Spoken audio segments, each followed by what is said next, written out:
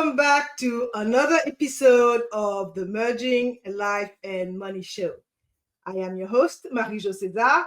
Today, I'm thrilled to introduce our special guest, Steve Selengut. Steve is a #1 best-selling author of Retirement Money Secrets. He is an investment advisor with over 40 years of experience. He's managed more than 300 different portfolios at a time, both domestic and abroad. Throughout his impressive career, Steve has developed a unique approach to creating retirement income independence. He focuses on generating reliable income without selling hard-earned investment to pay the bill, a strategy that works whether the stock market is going up or down. Today, Steve coaches individuals and professionals in creating retirement income independence. His philosophy shifts the focus from chasing market value returns to creating a consistent stream of spending money. Steve, welcome to the show. It is such a pleasure to have you join us today to share your expertise and insight with our audience. Thank you, Marie-Jo. I'll do the best I can. Don't worry. It's all about conversation here, about empowering and educating our Mhm. audience. So many of our listeners are either planning for retirement or already in retirement. They are constantly bombarded with conflicting financial advice. What they are really seeking, in my opinion, is financial security and peace of mind. So before we dive into our conversation, I'd love to start with understanding the foundation of your approach. Your work emphasizes income independence rather than the traditional focus on accumulating wealth. Can you explain what the goal of income independence really is and why it is so critical for retirees? Yeah, I can do that. I've always been an income focused person. Growing up, my dad had a vertically integrated real estate development company, Mhm. meaning that not only did he build houses, he owned the property, he would finance the homes for people, he would insure them. He had a lumber yard that had all the materials that his subcontractors would need to build the homes and so on. So he had many different streams of income. And he always emphasized to my brother and I how important that was, that the economy changes. Sometimes you can't sell houses, but if you have houses that you are renting to people, they're going to continue to pay the rent. Mhm. You just can't sell new houses, or you're still going to get, there's still people who own houses are still going to pay their mortgages and they're going to pay their insurance premiums. So even if you can't sell a house through a recession that lasts 18 months, you still have the money coming in. I apologize for that. No problem. It's my wife telling me she's on her way home from shopping. That's, well, at least you know where she is. I She's do. letting you know that she spent your money, so she's on the way. My money? It's all her money. Okay. Hey, when you've been married 55 years, you understand that. It's Yes, her dear. money. Yes, dear. So back to so income. Growing up, income was always important to me, and it was almost like he was telling us, even when we got educated, when we went to college, and all this stuff, you got to have more than one source of income. So what I did, and I was fortunate, I was quote privileged, however you want to say it. I'm one of those guys. I had the wherewithal to get started investing when I was younger. I was 25 back in 1970, and that's when I first got my hands on the money that had come from all various sources that wound up in my hands. And I had a portfolio pretty much of income producing stocks, and I learned how they worked and stuff like that. And I liked the idea that while I was working in New York, commuting to New York with my three-piece suit on and all that routine and not making a whole lot of money, that I had this side income coming in. And that side income, even in those days, even back in 1970, was enough that my wife and I could take somewhat for us. We could go to Florida for the winter for a couple weeks in the winter, stuff like that. We were able to do more than just what I could have done just in my salary. My objective in life became I'm going to build this program, this side hustle, if you will, to the point where I don't have to commute to New York anymore, where I don't have to put up with not only the hour and sometimes 2 hour commute, but I don't have to put up with all the baloney that goes into a relationship in a huge corporation with so many levels of management that you have to deal with. So this was in the 70s. Yeah, yeah. Okay. From 1970 to 1979, I developed an investment process where I would not only accumulate just income producing securities, but I'd also trade them for target profits all the time. One thing I could tell you, you did say that you were fortunate and privileged that you were, because I know that the average American, doesn't matter, white, black, polka dot, purple, whatever, did not have that as at 25. That knowledge and being able to execute on that I, knowledge. I didn't get the knowledge myself. The concept, yes, but the knowledge of the stock market stuff, interestingly, and you'll find this interesting for that era, my broker was a woman, and there weren't a whole lot of women in the field Yeah. back Yeah. in 1970. And she was pretty maternal in the way she treated me. I was probably 20 years younger than she was or more. And she told me, what are these entities? What's a stock? What's a bond? What are these things? And she explained more as much as my courses in college did. She gave me more. We talked about the fluctuations in prices and how there was a market cycle out there and it all went up and down. And we developed a list of all the ones that paid dividends. That's great. And I'm happy to know that back then there were a woman in that financial space, which, believe it or not, decades later, we are still struggling to have Oh, absolutely. women, and particularly women of color, in that space, and being able to educate and empower younger generation about the whole power of personal finance. So Right. let's move on to the discussion of the day. Could you walk Okay. us through the four great financial risk minimizers you've identified? Why are these specific elements so important for financial security?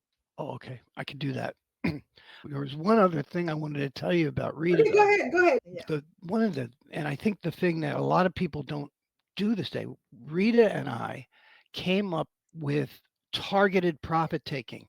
We saw how these things fluctuated and never thought about this one's going to go up forever or whatever. What we thought about is these things go up and down 10% all the time. So if we buy them when they go up to 10% and then get back into them when they go down around 20%, we just keep doing that with the same names and numbers. We will develop a huge sum of money here and a great stream of income because they're all paying dividends. So she put that in my head. So we'll get to why was this an approach that was less risky than normal? And what are those four key elements of investing that protect you from financial risk? And I say financial risk specifically because most people who are dealing with the stock market and Wall Street today, they never hear about financial risk. They only hear about market risk. And every security that's traded, any security that's for sale that you can buy from someone or sell to someone, is subject to market risk. Prices change, but that's their normal state of being. We shouldn't be concerned about that. What we have to be concerned with is financial risk. And the four minimizers that I'm talking about are there to minimize the financial risk. Financial risk is the chance that whoever issues the security you buy, be it a stock or a bond or a mortgage or whatever, it's the risk that entity will go out of business and your investment will be worth nothing. Okay. Okay. And everyone should know that bond type investments, income focused investments, are less risky than stocks, equity focused investing. Because if my pizza parlor goes under, all the stock that my family members bought to help me, that goes to zero. But the loans that the bank has, they don't go to zero. Yeah. They don't go to zero. They still may get some money, whatever they can sell my assets for. So financial risk, stocks have the highest financial risk, and we want to minimize that risk. 4 ways to do this. And the first one, and is the first one, or what Ford would call job one, is quality. You have to develop a way to identify those securities that are of the highest quality. Now, you'll remember this because back in the day, Standard and Poor's Corporation used to publish what they called the stock guide. Mm-hmm. And it was a monthly thing.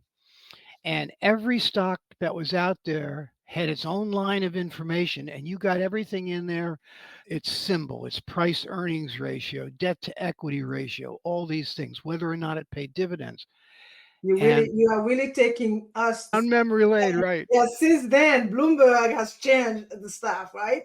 So instead of pulling that book, I remember every morning I would stop at the Bloomberg terminal before stepping into my office and do my check, one of many during the day. Yes, you got to invest in quality stuff. It's no Right. question about it. So you identify quality by Mm-hmm. how long it's been in business, how diversified is its operation? Is it like the buggy whip manufacturer who went out of business as soon as the automobile came along? Is it a one show pony or does it have a diversified line? Does it pay you a dividend? Very big quality element. They got to be making money to do that. So things like that. So you develop this set of quality determinants first. Then the next thing you do when you set up your portfolio, you make sure that it's diversified, that you have not anywhere near 5% of your total portfolio in any one security. That's the classic what you get in your economics courses. In my portfolios right now, I don't have any security that has more than 10% of the total portfolio in one. So I own a lot of different securities, but still in all, that's a significant thing. It's got to be diversified and you diversify your portfolio not only by the number of names, you don't want to have 15 different oil companies. You want to have sector diversification. If you're doing funds or closed end funds like I do, you want to have the management company diversification. You don't want to have all Vanguard funds. You don't want to have all BlackRock closed end funds. You want to have a variety. So you want to diversify in many different ways. There's global diversification. I want to have my finger in every possible pie there is out there. Okay. But let's be candid here. For a person trying to set up their portfolio, this could be quite, I won't say difficult. I don't really believe in difficulty like this because those things are acquired skills. The point that I'm trying to make here is that asset allocation is key when it comes to the financial risks. You have to be able to spread across, as you said, think about the sector diversification, the global diversification. You want to make sure that you are using the most effective, efficient pieces there. So diversification pushes the risk out. And when you're just getting started, it's best to use a fund type mechanism where you have a professional manager and a whole variety inside specific portfolios. And I focus, since I'm income focused, I've found that closed end funds is not only the oldest form of fund that you can invest in, but it's also the one that is mostly focused on providing income to investors because of its structure. It's a pass-through trust, and that's a legally set up trust whom in order not to pay any taxes themselves, they have to give 95% of their earned income, their net income, to their shareholders. So they Okay. are an ideal situation because in a small portfolio, these are diversified funds and you can get them broadly like stock market or S&P 500 closed-end fund that focuses on 500 different companies are in there. The average closed-end fund owns over 200 different securities inside. So good. So it's really good for the new startup person, and it's Yeah. paying a lot of income. So we've got two of the big four. The next one is income itself. Yeah. Income is the next risk minimizer because a business has to be successful to provide income. It has to have your interests more in mind than, let's say, the securities that are the biggest, the FANG stocks on the NASDAQ exchange that are huge companies like Facebook and Amazon and Google and don't pay any dividends to us at all. Yeah. So So, Steve, this is great information, but I want to move on. we need four legs or the stool's going to fall over. Well, yeah, all depends how it's balanced. The other one's an easy one. It all depends on your balance, right? But the fourth one, and this is one most people don't even think about because they fall in love with their securities. The fourth one is profit taking. That's what makes me be smiling right now with the market crashing while other people are pulling their hair out. I take my profits. Took our profits at 10%. With closed-end funds, the maximum we take any profit in a time like right now. So the profits have to be brought to the bottom line. It's like capitalism. You Okay. don't go into business to see the value of your inventory grow, right? You Yep. run a store. If the value of your inventory is growing, that means you're not making any money. It means you're not taking any profits. So the same thing applies to the stock market in your portfolio. And I'm done with the four. Yeah. So good. So let's move on. So, how can an average investor implement these risk minimizers into their current financial strategy? Can they do this without completely overhauling their portfolio? Not It's not likely because portfolios today, if you've been doing it on your own, you're probably only in the stock market because you never hear about the bond market or income investing. And you may be all over the place with different companies and everything. And rarely do you pick ones that are paying dividends, unless you happen to get tuned into a podcast or something that talked about dividend investing, then you might know something about that. But most people aren't aware that they can be in the stock market and be earning considerable income at the Yeah, and same time. it's all depend what your objectives are, Your and objectives. yeah, and what you are investing for. Some people sometimes they want growth. They are not necessarily looking for income at the time. And who's advising you too? Yeah, so that's why I always tell people when you talk to your investment advisor, be precise, explain exactly what you're trying to achieve, and they will definitely advise you accordingly. But it's very important to go there with some knowledge so that Absolutely. you totally understand what they are offering to you. So tell me, which of these four risk minimizers do you find most people tend to overlook or underestimate? The profit taking is probably the one that is exercised least. Okay. Mhm. Quality, most investment advisors, even the model portfolios that investment advisors use today, the quality is not so bad. It's not so bad. Mhm. The problems are diversification, where they fall in love with something, where they reinvest in the same things. They dollar cost average and just keep throwing money into the same five companies forever and Yeah. ever.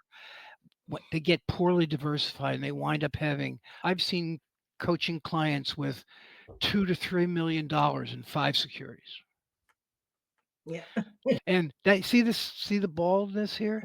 This is from pulling my hair out when I see that and trying to explain to people how much financial risk they're taking by not being properly diversified.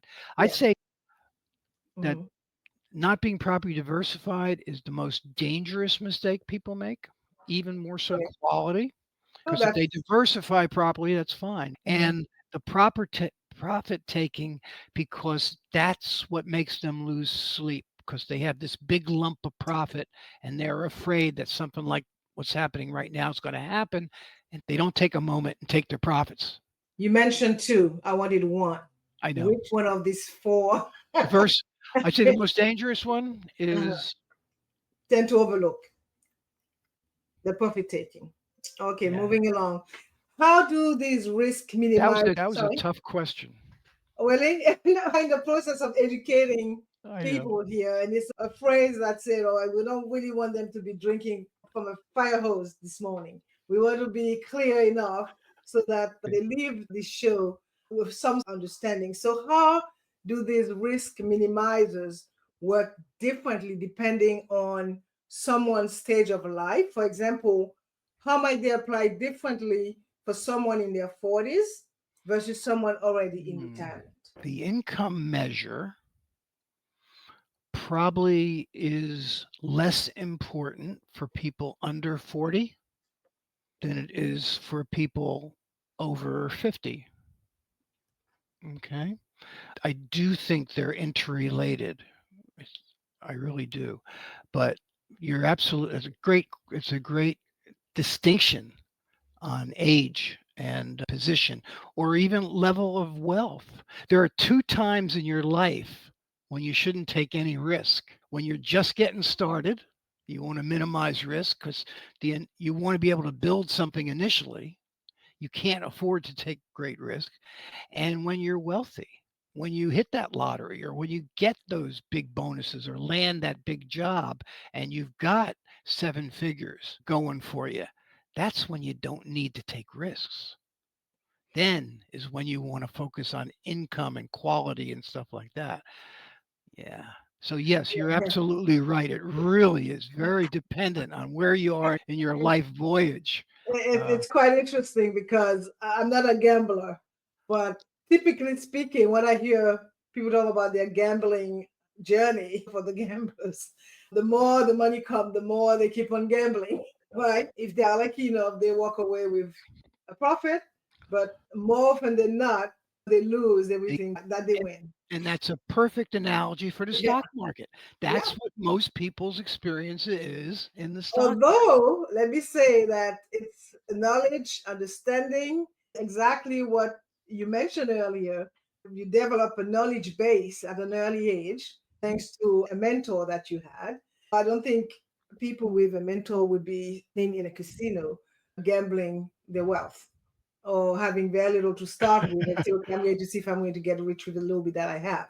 Which leads me to the next question. In today's economic climate, with concerns about inflation and market volatility, what we've been experiencing for the past, I would say, 3, 4 days, have you adjusted your thinking about any of those risk minimizers?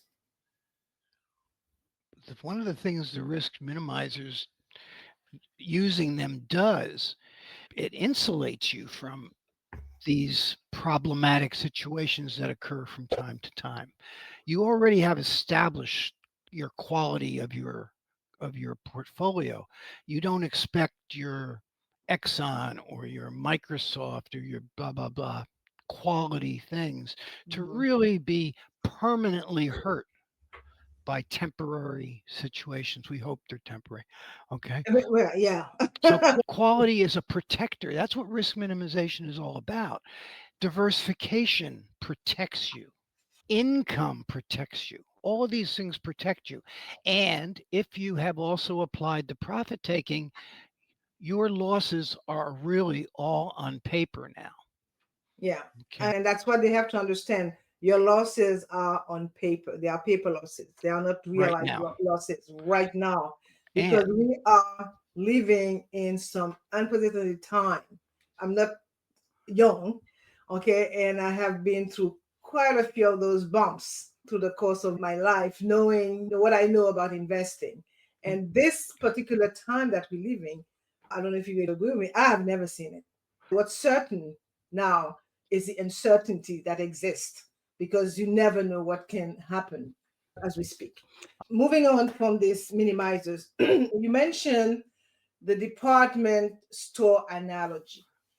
Yeah, Okay. there you You go. have a fascinating analogy, I would say, comparing portfolio management to running a department store. Could you explain this comparison and what insights it offers? It's your portfolio. Think of it. If this is for me personally, my portfolio is what let me bid farewell to this job I had in Manhattan and say, I'm making 5 times what you guys are paying me right here by myself. And I don't even have to wear a sport jacket, much less a three-piece suit to do it, nor do I have to get on a bus and travel for an hour and a half. So why would I be here when I've got this source of income that I can now say, "Oh, I'm going to start making income sources like this for other people. I'm going to start my own company, my own investment company." And that's what I did. So what you are, wherever you are in your employed life, obviously this type of analogy, your portfolio is like it's your side gig, it's your other business, and you're going to want to develop it. You want to develop that department store so that it has all kinds of products on your shelves to sell. And at first, you're going to have just a limited supply because you can't afford all that much inventory. Yeah, But which as people come in and Mhm. buy, in other words, as you sell, take Uh, your profits, you increase the size of your inventory, the breadth of your inventory, and all of a sudden, maybe you don't, if you use closed end funds, you don't have a store, a department store, you got a shopping center because you got everything in there and it's always for sale. so before we move on, you mentioned inventory. So how do you approach inventory management when it comes to investments? I'm sorry, investment management? Is that Yeah, what's I the said, how do question? you approach inventory management Oh, inventory management. I see. when it comes to investment? You must excuse my French accent. I'm sorry. That's okay. That's okay. I I get might it have, all the I took 3 years of French in high school and I practiced a couple times when I've been in France, but I'm certainly not fluent at all. In any event, okay. Inventory management. You don't want to expand. You don't want to have 400 pairs of the same jean size there. You want to have one or two, and you want to have one or two that fits every customer that comes in there. So everybody can shop at your store. And it's the same thing with equities and income focused securities. If you use the fund type that I use, I own 240 different closed end funds. And time. Oh, I've got every possible sector, every possible global entity, all the different stocks that you would want will be in the equity closed end funds and all different kinds of bonds and real estate, mortgages and liens, loans, any CLOs, BDG, REITs, everything you can think of are in these packages that we call closed end funds that pay extraordinary income. So that's what's in my store mhm. and it's all for sale. And I've set a very low markup for it. And sometimes, like today, I'm on sale. You come into my store and you give me 1% profit. I'll take it, Val, because I want to get my cash out because now I can buy inventory even cheaper and add even cheaper inventory to myself. So that's exactly how it works. It's exactly the same as if you were tossing pizza, or if you ran a department store. I've seen people use analogies of how many fishing lines they have out hanging over the pier to catch fish. If you Mhm. have two, you got two chances to catch fish. But if you have 200 fishing lines in there, you're going to catch more than two fish. So there's a lot of ways of looking at investing in a practical manner. People approach investing much too emotionally, and they Well, make as they say, money is 80% emotion and 20% practicality. and if you had another 10%, it would be luck. But Well, I don't really believe in luck when it comes to my money. try to I try to separate out that emotional part Yeah. because I don't fall in love with these things. I have a target profit, and I don't care if Bloomberg or one of the commentators say, "Oh, this is a $60 stock." If I've already got my 5% profit, I'm going to take it and I'm Your going to buy point some was up. well taken, but the audience is not as knowledgeable. The average person do not have 200 closed-end funds in their No, portfolio. no. Okay, that's a fact. Moving on. What metrics do you use to know when to restock? Still talking about your department store analogy. What metrics do you use to know when to restock? When I sell, okay, when I sell a position profitably, I'll restock and I will buy that position or a similar position again. if it's a healthcare, if it's a healthcare product, I'll replace it with something else in the healthcare industry in my department store. That type of thing. Okay. Okay. If I have the see the good thing about my inventory is my inventory pays me a lot of money by being there. It also pays me distributions. So every month, like at the end of the month, we're still at the same prices we are now or lower. I will take that new money and I'll add inventory to where the price has gone down. So now my average inventory for that type of product is lower. So if the prices go up quickly, I'll have a larger profit margin on the whole. But if the profit prices go up slowly, Mhm. the last in, first out method, the Yep. one that I have, the last one I bought is Mhm. now at a 5% profit. I'll sell it and I'll keep the other ones. So that's how, yeah. Do you know that most companies, if you don't specify by lot, they'll always take FIFO? They'll always sell the first in, first out. Okay. Again, it's based on knowledge. Everything. So if you cannot worry about what you don't know. Diversification, you mentioned that a lot, right? So how does this diversification work within this department store framework? Are some departments more important than others? I would say in practicality, yeah, there are always some products that are more popular than others. I would say if you relate that over to the products that are in the energy sector, they're always a little bit more actively dealt with and bought and sold than the others. The products that are totally in the bond market are going to rarely be sold. Okay. Not Mhm. as frequently as those that are in the stock market part of your inventory. And you have to expect when interest rates start to move up and down, then those bond holdings get pretty exciting too. Because when they're in the form of a closed end fund, you've got that same push button buy and sell capability that you do with a stock in your new fancy brokerage accounts. You know, Absolutely. we didn't Absolutely. have back in the day. We didn't have push buttons in the '80s. Were you Yeah, around? Were you? we did this, that's Did for you sure. experience the '87 crash?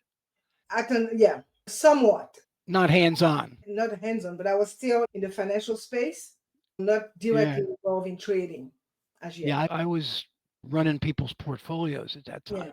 Yeah. It Hmm. was an exciting time. Throwing in orders 5, 6, 7 points below the trade and getting them because it was like a 2 day blitz. So if Pepsi was trading at $35 a share, we'd put an order in at 27. This And this we was this was and probably the, somebody and you know how people sell, they throw their hands up, sell, and they sell at the market. And yeah, if you this become the was probably market, and the I became the market. And yeah. so I was picking stuff off at 5, 6, 7 points below the last trade. It was Well, crazy. they had to shut down. Yeah, they did. They had to shut down because this people couldn't take it Right. anymore. They shut This it was down. probably the longest day in the market, Black Friday that was. That's right. My So my brother's birthday, October 19th. really, so Yes, it was. When managing a shopping center, right? Yes. Tenant selection is critical. Okay. So, how does this translate to selecting the right investments for an income focused portfolio? Very good question. You are pretty good at this. I have a financial background. Very good. Very good. Okay. So it gets really back to that quality and income and diversification type Mhm. of thing. On my, I don't want people to come into my store and say, that's trash. I want them to say, hey, that's top of the line stuff we've got here. I want to have the best of the best. Right. I want them to look inside and see the performance of this and want to buy it. And I Mhm. have selected things that have shown their ability to go up and down and operate. Yeah, so in the selection of what goes in the store, it's very important. The quality, that diversified product mix. In my shopping center, I want to have something from every. They can even go to the movies, Yeah, that's right? You know, so yes. so that's that type of thing. It's you don't want to be focused in just one entity or one sector. You want to have a little bit of each. And even with a smaller portfolio, closed end funds are unlike most other entities. They have a very low trading range. The average the average cost of the funds, I'm just going to look here, Mhm. cost of a fund that invests in income securities, and this is over 100 of them. The average cost is less than $12 per share. Wow. The highest priced one in the whole universe of things I look at is in the 30s and 40s, the highest prices. Okay. The Okay. average prices are right down that you can buy 100 shares for some of them for Two dollars. $500. Yeah, yeah, They're yeah. $5 a share. So you can get the diversification you're looking for as a small investor. And that's why it's important for us to do what we're doing now, which is educating the masses. Because for some people, investment is something that they cannot afford to do, when in essence, it is not. So I'm still really fascinated about this store analogies that you have. And I have one more question, I promise. And the Okay. last one. In retail, seasons and trends affect shopping patterns. So, how do market cycles influence your department store's approach to portfolio management? Oh, you are good. Okay. Let me, okay. The market cycle is not just one number.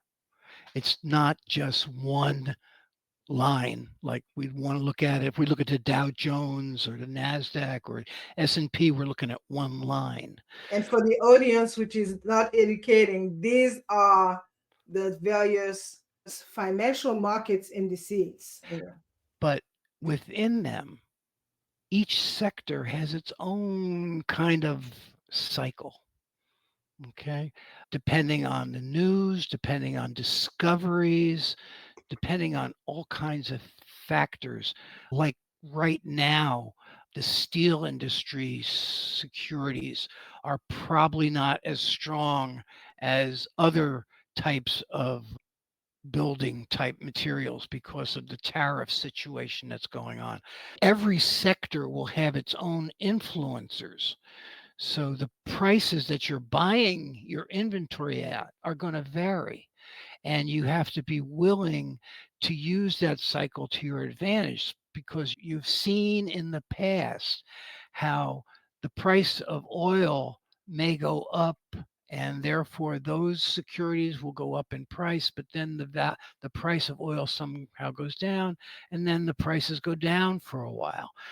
If you are using the market cycle properly, you'll be looking for those events. You'll be watching those price movements. And when the prices are falling, instead of getting excited that the companies are going to go to zero, you get excited in another way, thinking that now this is a bargain and I should be adding to my positions or buying new positions in this sector and Mhm. holding them in my inventory for the next for a couple weeks later when the crowds are going to come rushing into the store and once again want oil companies. So Okay. that's the type of thing.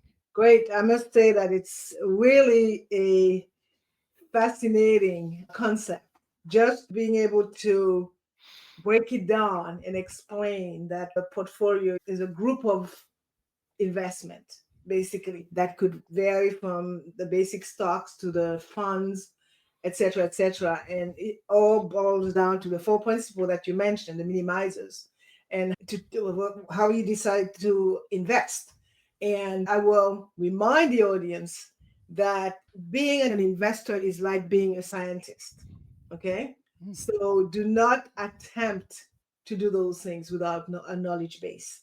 And if you want to invest effectively, I would urge you to seek advice. Go to a professional because the show is for information purposes only. Okay, we are not giving you any investment advice. Yeah, so remember that. So it's not because Steve said or Mary Jo said that you would go and happily get on your brokerage account and decide to Well, purchase we whatever you want. we've been very professional. Oh, You'll totally. Yeah. you'll find that professionals will almost never discuss individual securities Yeah. because they don't want you to think they're recommending anything to you because Yeah. everybody's situation is different. Totally. And we're just looking at the concept of investing. Right. Okay. And so education, I agree so much. Mhm. Education is so, would you just say thin in the financial area in our country Oh, or yeah. existent? I won't say that it doesn't exist. You certainly won't go on TikTok to find out how to invest. Okay. Let me say that. Okay. Let me put that out here. Okay. So now that we touch on those few things, I want to get into income independence. Could you explain what income independence means in your Okay. framework? How does it differ from the conventional focus on total return? Total return on the cover of my book, Retirement Money Secrets, there's a tagline at the top of it, and it says, income fuels the ego. Yeah, I'm All looking right. at It it. says excuse me, it says market value fuels the ego. Income fuels the yacht. So, in other words, income is what gives you the wherewithal to do what you want to do with your life, how you want to spend your money, how you want to help your children, how you want to do whatever you want to do. So, the income focused way of investing puts that center stage. Okay. When you have a portfolio, let's say you have a portfolio of $50,000 and it goes up to $100,000 in market value. Whatever income you were receiving from it, which could be 2% or 3% most often, will not change just because that market value went up, doubled. The income will be exactly the same. Mhm. Unless you pull the trigger and sell the securities that are up, take them and invest them in something new that's paying income, you're going to be stuck. You're going to have that beautiful 100% profit staring you in the face, but it's not doing any work for you until you take it and reinvest it. And if you invest, even if you reinvested it in the exact same thing, you'd have that much more of a base position generating income. Yeah, so that's a very good and clear explanation there. So tell me, what pays the bills in retirement? Market value or realized income? Because I'm wondering, why do so many financial advisors tend to focus on market value instead? Oh, I can tell you that answer, but yeah, you can't spend market value. Okay. Let me put it to you, I can say this in one word. In today's environment, and it's not the fault of your financial advisor, it's the way the industry operates now in a no commission environment. Okay. Okay. So in this environment, the only entity that benefits from you having a higher market value is the company that you are investing through. The advisor also benefits because he gets paid based on amount under management, but the company is dictating to him how he operates and what securities you buy from him in order to grow the market value. I'm sorry this sounds like a that I'm slapping these people in the face. I'm really No, not. I mean, that's your opinion. It, Again, investing is all about understanding and application.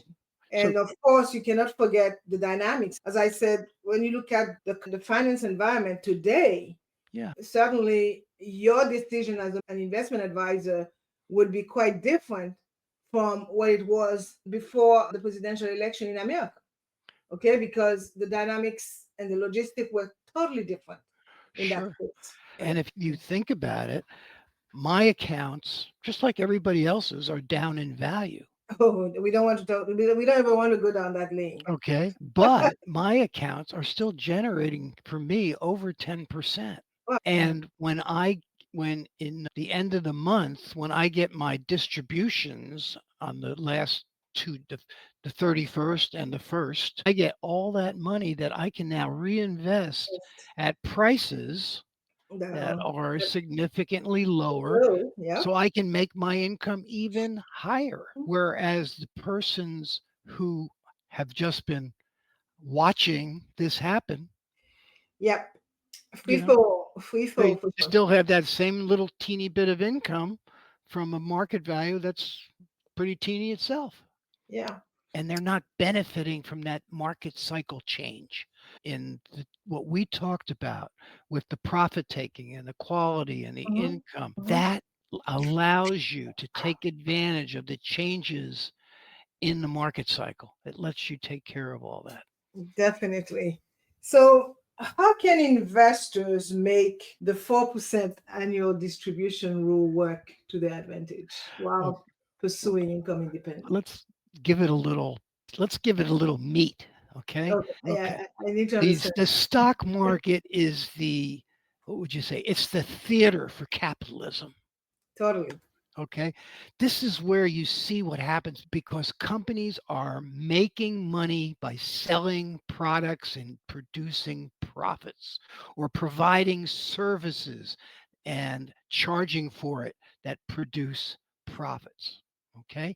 That's what all these companies, all those ones at the top of the list on how high they are and how pricey they are. They only got there because they took profits. And our financial community wants us to buy them because they are so good at taking profits. And they want us to love these companies and keep holding them because they continually make money and they make their prices higher and higher. But the problem is they don't give us anything, Yeah. do they? Which leads me to my next question. Okay. So, What's the critical difference between growth in market capital and versus working capital? Why right. do investors need to understand this? If you talk to any financial advisor and say, I want to grow my working capital every year, he'd have a blank look on his face. He wouldn't know his working capital is the money you actually invest to add. Here's an illustration for you to add more houses to your monopoly board in Mhm. hotels. If you just watch the market value go up, you don't have anything to buy more houses with or more hotels. You got to have those profits. Yep. And that's what is missing. He will set you, your advisors will set you up with a portfolio and try to grow market value so that when you retire and you then have to spend 4% of your market value to maintain your lifestyle, Right. they plan on taking it by selling securities that you own. And believe me, they don't sell the profitable securities.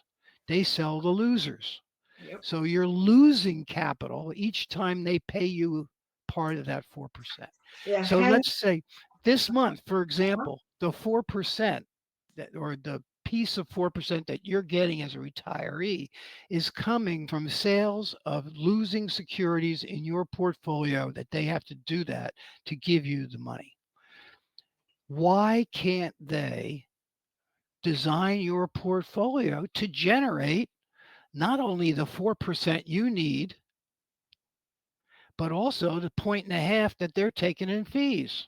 I can show them, I can tell them of 7 different varieties of securities that pay more than 4%. You got closed-end funds, you got some mutual funds, you got plenty of ETFs, you got CLOs or collateralized loan obligations, Yeah. BDCs, which are business development corps. You've got REITs, which are real estate investment trusts, and it goes on and on. They just don't want to focus on income producing securities for the simple reason that they do not tend to go up in price as rapidly as stock market investing. Yeah, and a lot of this could be, I won't say explained. The public, they want money. They want money now. Okay, it's no longer invest for the long term. Okay, but for the new generation, even the youngest millennial and the Gen Z, it's about what's happening now. I want to see it now. They don't realize that time is on their side, and that it is important to understand those investment concepts. I don't think that must have changed since the 80s when I started to follow investment. It's just the way of thinking. I want it and I want it now. So this can definitely not work. But I totally understand. And while it is, everybody must understand working capital versus market capital. This is going to help one make any kind of investment decision or understand the investment decision that are made on their behalf or that they ask an investment advisor to make for them. So again, that's the essence of our show here, is to explain those financial concepts. And that's why I title this show Why the 4% Rule Could Be Failing You.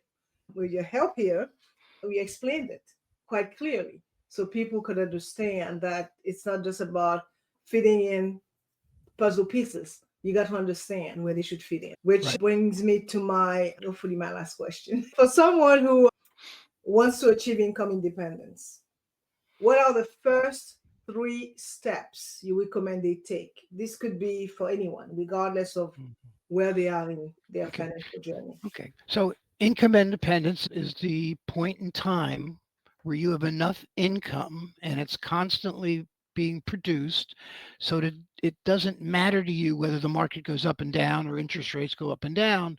Your income is secure and possibly and hopefully growing every year. It's what Mhm. I think of as income independence. Independence, yeah. So, 3 things that you should do to help you get there.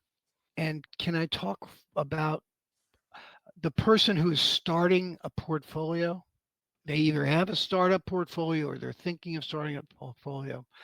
The first thing you have to do is you have to go to the advisor, or if you do it yourself, start with an income focused direction. I want to buy things that pay me income so that my portfolio will constantly be working to produce capital for me. Okay. Mhm. So that's the first thing. Along with that is that the money you are putting into this thing, you don't plan on taking it out for your next shopping spree or to buy somebody a present or anything. This is money you're putting away for your future. Mhm. That's going to it's going to let you do what I did when I was 34. It's going to say, I've got enough money that I can quit this job and start my own business or start a new career because I have that much income coming in. That's where you want to be. And if you can do it by the time you're 34, then you could probably do it several times in your career, right? Yep. Okay. So that's the first thing. So you're going to do it yourself or you're going to tell your advisor, ma'am, I want the portfolio I want my portfolio to generate me more than 6% in realized income. And I want you to take profits that produce me at least as much as the fee that I am paying you. Oh, yeah.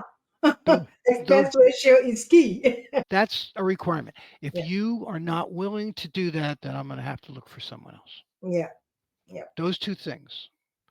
Okay. Good, Okay. good. Then you're trucking along and you've got this portfolio started, and then you're going to say totally in income based securities, and now I've got five figures here, getting close to six figures, and I'm still in my ute, Yeah, and I think I can afford to branch out a little bit and have some stock market investing in right. within my portfolio.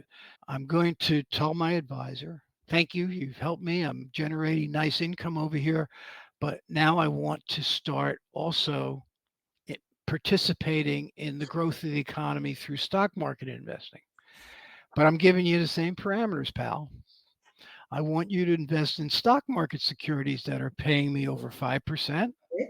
And I want you to generate for me capital gains and probably more capital gains than you were with my income Yep. producing. And of Mhm. course, underneath, I'm talking about closed end funds because you can do all these things with closed end funds very easily with any size portfolio. The problem is finding an investment advisor who knows what they are. Exactly. Go ahead, sorry. And Mhm. then, if, of course, the third thing is when you get to that point, that aha moment where you say, okay, look at this. Look at this. I'm breezing along. I'm making how much do people make these days? $50,000 For what? for a year for a job? I don't know No, no, no, for no, an no. exec for that's not a startup. Well, I Oh, don't no. even know. You won't be able to eat. Do you go to the grocery store at all? All right, okay. I'm making $100,000. At least, yeah. I'm breezing along with $100,000 on my salary. I'm getting a nice bonus and stuff like that. I think I'm ready to look to start my own business because they're doing some stuff that I would do a little differently, and I think I can make that happen. And I've got contacts all over the world, and so I've got this portfolio over here that's generating me a little even more than I'm making because I suck this money away. I can afford to say goodbye and start my own business. Or later on, you get to that moment where you say, I can afford to retire early and see the world. Yeah, Say, that's really the so get those your are money the, to work for you. Yeah. yeah, so that's where you want to go with. I think you might not realize it right now, but eventually you're going to want to see the world. Uh, I think that with technology and everything that we have that allows us to see what's happening in places that we couldn't see before is really getting people to say, I want to go, I want to have that experience. So we're talking about a new generation that they are more into experiences than anything else. My granddaughter's been to 26 different countries already, Yeah. and And she's just graduating college now. yeah, and I'm not at all surprised because that's where it's at. The images are there and people want to experience them. Right. And So but you have to be able to do it. And the only way that you could do that is is by to preparing yourself preparing early yourself. when it comes to your personal finance. Right. So, And you, as we wrap up today's enlightening conversation with Steve, I want to thank you, Steve, for sharing your wealth of knowledge with our audience. Okay, you've given us a fresh perspective on retirement planning by highlighting the four great financial risk minimizers. And I certainly hope that the audience will go back and listen to it again because these are very basic principles that anybody who wants to invest should be adhering to. Okay, this can protect our financial future, explaining how managing a portfolio is similar to running a department store where diversification and inventory management are key. Okay, you've emphasized that the true goal of income independence is creating a reliable stream of income without selling your investments. And what really resonates most with me is your focus on shifting from worrying about market fluctuations to building a system that deliver consistent income regardless of the market conditions. This approach certainly offers peace of mind that many retirees are seeking in today's volatile economic environment. Your insight reminds us that retirement planning is not just about accumulating wealth, it's about creating a sustainable income strategy that supports our lifestyle goals while minimizing risks. I would tell my audience that if they found value in today's discussion, here are a few ways to take action. Okay, first, grab a copy of Steve's best-selling book. In fact, let me run a banner with your information here so they could see it. You do this too. Yeah, so grab a copy of Steve's best-selling book, Retirement Money Secrets, which dives deeper into the strategies we discussed today. Second, join the RMS, Retirement Money Secret Income Investing Community online, okay, where you can continue learning about income-focused investing approaches that Steve teaches.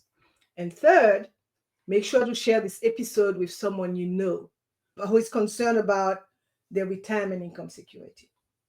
This conversation might just change their perspective on retirement planning. And finally, subscribe to our podcast to continue receiving valuable insight on merging life and money effectively. Steve, our listeners have heard your valuable insights today, and I am sure many of them would like to learn more about your approach or potentially even work with you. So, for those interested in engaging your services or learning more about income independence, what's the best way for them to reach out to you or access your resources? I do have a banner at the bottom. Yeah, I was just reading Yeah. it. The easiest way really is in the book. All my contact information is there. So that's the one thing. And of course, we'll be able to accomplish more in a conversation if you have read the book than if you Mhm. haven't. But I do have my business website is coach.net, and you can reach me through that avenue as well. Great. Thank you so much for listening to the Merging Life and Money Show. Thank you, Steve, again for such great insights. I am your host, Marie-Jo César. I will see you next week. Until then, continue merging life and money. Bye.